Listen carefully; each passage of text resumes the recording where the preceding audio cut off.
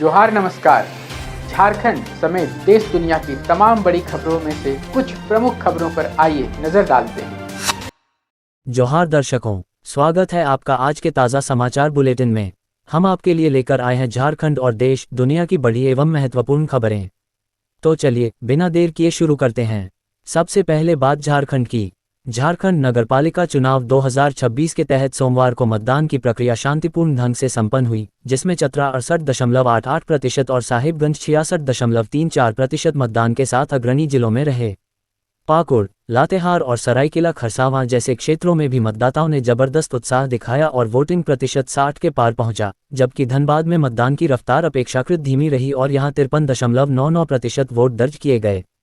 शहरी क्षेत्रों में मतदान के प्रति बढ़ी इस सक्रियता को राज्य निर्वाचन आयोग ने सराहनीय बताया है, जहां सुबह की धीमी शुरुआत के बाद शाम तक लगभग सभी निकायों में बढ़ चढ़कर भागीदारी दर्ज की गई। रांची के हिंदपीढ़ी में नगर निकाय चुनाव के दौरान इदरिसिया तंजीम स्कूल बूथ के बाहर वोटरों को बरगलाने के आरोप में दो गुटों के बीच हिंसक झड़प हुई, जिससे कुछ देर के लिए वहां अफरा तफरी का माहौल बन गया।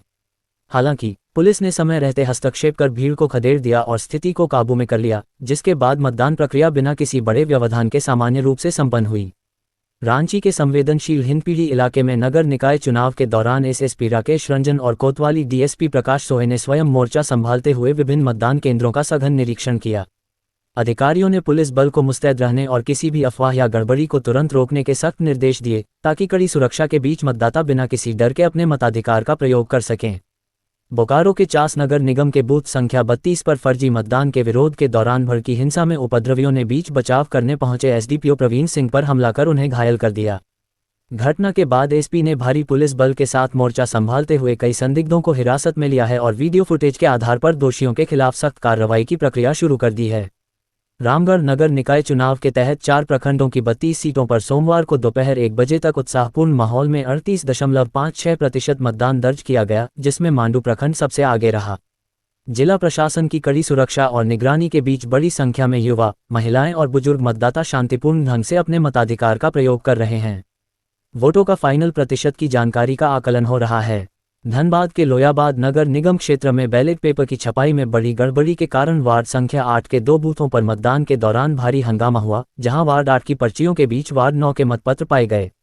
इस लापरवाही के चलते कई मतदाताओं द्वारा गलत पर्ची पर वोट डालने के बाद मतदान रोकना पड़ा, जिसके बाद प्रशासन ने मामले की गंभीरता को देखते हुए जांच के आदेश जारी कर दिए हैं। नगरपालिका चुनाव 2026 के तहत गिरिडीह, धनवार और बड़की सरैया में सोमवार को शांतिपूर्ण मतदान जारी है, जिसमें दोपहर 1 बजे तक सर्वाधिक 39.63% वोटिंग धनवार नगर पंचायत में दर्ज की गई। प्रशासन की कड़ी सुरक्षा और चाक चौबंद व्यवस्था के बीच मतदाता उत्साहपूर्वक कतारों में खड़े हैं और शाम 5 बजे तक मतदान प्रतिशत में और भी बढ़ोतरी होने की प्रबल संभावना है। गिरिडीह के वार्ड नंबर 18 में चुनावी रंजिश के चलते शिवम आजाद और राजू खान के समर्थकों के बीच हिंसक झड़प और पथराव हुआ, जिसके विरोध में स्थानीय लोगों ने सड़क जाम कर प्रदर्शन किया। घटना की सूचना मिलते ही एसडीएम और एसडीपीओ सहित भारी पुलिस बल ने मौके पर पहुंचकर उपद्रवियों को खदेड़ा और स्थिति को नियंत्रित कर आवागमन व मतदान प्रक्रिया को पुनः सुचारू कराया। गिरिडीह नगर निगम के वार्ड नंबर 27 के बूथ संख्या 1 और 2 पर प्रत्याशियों के समर्थकों के बीच हुई हिंसक झड़प में 4 लोग घायल हो गए, जिससे मतदान केंद्र पर कुछ समय के लिए अफरा तफरी मच गई। सूचना मिलते ही जिला प्रशासन ने भारी सुरक्षा बल के साथ मौके पर पहुंचकर उपद्रवियों को खदेड़ा और स्थिति को नियंत्रित कर शांतिपूर्ण मतदान पुनः शुरू कराया। रांची नगर निकाय चुनाव 2026 के तहत सोमवार को मतदान जारी है, जिसमें दोपहर 1 बजे तक बुंडू नगर पंचायत में 39.77% और रांची नगर निगम में 24.90% मतदान दर्ज किया गया। प्रशासन ने शांतिपूर्ण मतदान संपन्न कराने के लिए संवेदनशील बूथों पर अतिरिक्त बल तैनात किया है और शाम 5 बजे तक वोटिंग प्रतिशत बढ़ने की उम्मीद है। जामताड़ा और मेहिजाम में नगरपालिका चुनाव के दौरान मतदाताओं ने भारी उत्साह दिखाया, जिसके परिणामस्वरूप दोपहर 1 बजे तक जामताड़ा नगर पंचायत में 38.19% और मेहिजाम नगर परिषद में 36.23% मतदान दर्ज किया गया। प्रशासन की कड़ी निगरानी और पुख्ता सुरक्षा व्यवस्था के बीच लोकतंत्र का यह उत्सव पूरी तरह शांतिपूर्ण और निष्पक्ष ढंग से संपन्न हो रहा है। रांची नगर निकाय चुनाव के तहत सोमवार को राज्यपाल संतोष गंगवार ने कांके रोड स्थित मतदान केंद्र पर अपने मताधिकार का प्रयोग किया और नागरिकों से लोकतंत्र को मजबूत करने के लिए भारी संख्या में मतदान करने की अपील की। प्रशासन द्वारा की गई पुख्ता सुरक्षा व्यवस्था और व्यापक इंतजामों के बीच विभिन्न वार्डों में सुबह से ही मतदाताओं का भारी उत्साह देखा जा रहा है और मतदान प्रक्रिया सुचारू रूप से जारी है। मुख्यमंत्री हेमंत सोरेन ने अपनी पत्नी कल्पना सोरेन के साथ हरमू स्थित मतदान केंद्र पहुंचकर मताधिकार का प्रयोग किया और नागरिकों से शहर के विकास के लिए बढ़ चढ़कर मतदान करने की अपील की। राज्य निर्वाचन आयुक्त ने सुबह 11 बजे तक मतदान की धीमी रफ्तार पर चिंता जताते हुए मतदाताओं से भागीदारी बढ़ाने का आग्रह किया, जबकि बूथों के बाहर छिटपुट नोकझोंक के बावजूद मतदान प्रक्रिया पूरी तरह शांतिपूर्ण रही। भाजपा सांसद दीपक प्रकाश ने रांची में सपरिवार मतदान केंद्र पहुंचकर अपने मताधिकार का प्रयोग किया और नागरिकों को लोकतंत्र के इस महापर्व में बढ़ चढ़कर हिस्सा लेने के लिए प्रेरित किया। इस अवसर पर उन्होंने अपील की कि प्रत्येक मतदाता राष्ट्रहित और विकास के लिए अपनी जिम्मेदारी निभाते हुए मतदान अवश्य करे, क्योंकि हर एक वोट क्षेत्र के उज्ज्वल भविष्य की नींव है। रांची उपायुक्त मंजूनाथ भजंत्री ने डोरंडा स्थित सेठ सीताराम विजय वर्गीय उच्च विद्यालय में अपनी पत्नी के साथ मतदान किया और नागरिकों से लोकतंत्र की मजबूती तथा शहर के उज्ज्वल भविष्य के लिए मताधिकार का प्रयोग करने की अपील की। सरायकेला में मदन मुखी की बेटी कुमकुम मुखी ने अपनी शादी और विदाई की रस्मों के बीच दुल्हन के जोड़े में मतदान केंद्र पहुंचकर अपने मताधिकार का प्रयोग किया। विदाई की गहमागहमी से पहले लोकतंत्र के प्रति उनकी यह निष्ठा क्षेत्र में चर्चा का विषय बनी और आम नागरिकों के लिए प्रेरणा का केंद्र रही। पलामू जिले में नगर निकाय चुनाव के दौरान मतदाताओं में भारी उत्साह देखा गया, जहां दोपहर 1 बजे तक हुसैनाबाद में सर्वाधिक 41.46% और मेदिनीनगर में सबसे कम 36.24% सहित कुल 38.60% मतदान दर्ज किया गया।